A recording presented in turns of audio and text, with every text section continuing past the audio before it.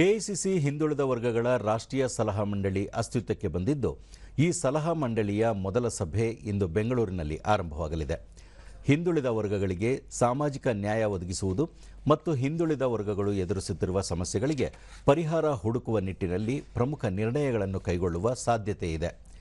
KPCC ಕಚೇರಿಯಲ್ಲಿ ಇಂದು ಸಂಜೆ 5 ಗಂಟೆಗೆ ಹಾಗೂ ನಾಡಿದ್ದು ಹೋಟೆಲ್ ಶಾಂಗ್ರಿಲಾದಲ್ಲಿ ಬೆಳಗ್ಗೆ 10 ಗಂಟೆಗೆ ಸಭೆ ನಡೆಯಲಿದೆ.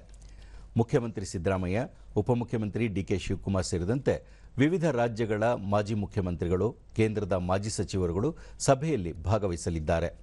ಜೊತೆಗೆ ವಿವಿಧ ರಾಜ್ಯಗಳ ಹಾಲಿ ಮತ್ತು ಮಾಜಿ ಸಚಿವರು, ಸಂಸದರು ಪಾಲ್ಗೊಳ್ಳಲಿದ್ದಾರೆ. ದೇಶದಲ್ಲಿ ಹಿಂದುಳಿದ ವರ್ಗಗಳ ಪಟ್ಟಿಯಲ್ಲಿರುವ ಸಮುದಾಯಗಳು ಎದುರಿಸುತ್ತಿರುವ ವಿವಿಧ ಸಮಸ್ಯೆಗಳನ್ನು ಕೂಲಂಕಷವಾಗಿ ಅರಿತು ಅವುಗಳಿಗೆ ಪರಿಹಾರ ಒದಗಿಸುವ ದಿಕ್ಕಿನಲ್ಲಿ ಕಾರ್ಯತಂತ್ರ ರೂಪಿಸುವುದಕ್ಕೆ ರಾಷ್ಟ್ರೀಯ ಮಟ್ಟದ ಸಲಹಾ ಮಂಡಳಿಯೊಂದನ್ನು ರಚಿಸಲಾಗಿದೆ. ಎಐಸಿಸಿಯ ಹಿಂದುಳಿದ ವರ್ಗಗಳ ಘಟಕಕ್ಕೆ ಮುಂದಿನ ಕಾರ್ಯಯೋಜನೆಗಳು, ಅವುಗಳ ಅನುಷ್ಠಾನ, ಹಿಂದುಳಿದ ವರ್ಗಗಳಿಗೆ ಸಂಬಂಧಿಸಿದಂತೆ ಕಾಂಗ್ರೆಸ್ ಕೈಗೆತ್ತಿಕೊಳ್ಳಬೇಕಾದ ವಿಷಯಗಳ ಕುರಿತು ಈ ಸಲಹಾ ಮಂಡಳಿಯು ಸಲಹೆಗಳನ್ನು ನೀಡಲಿದೆ.